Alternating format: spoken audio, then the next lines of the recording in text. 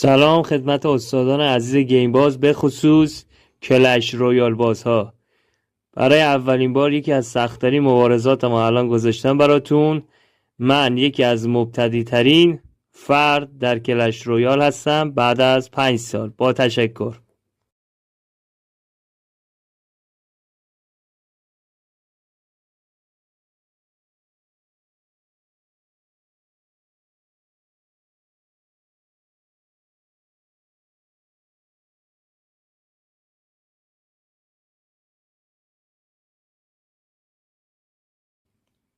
اصلا باورم نمیشد که برنده شم.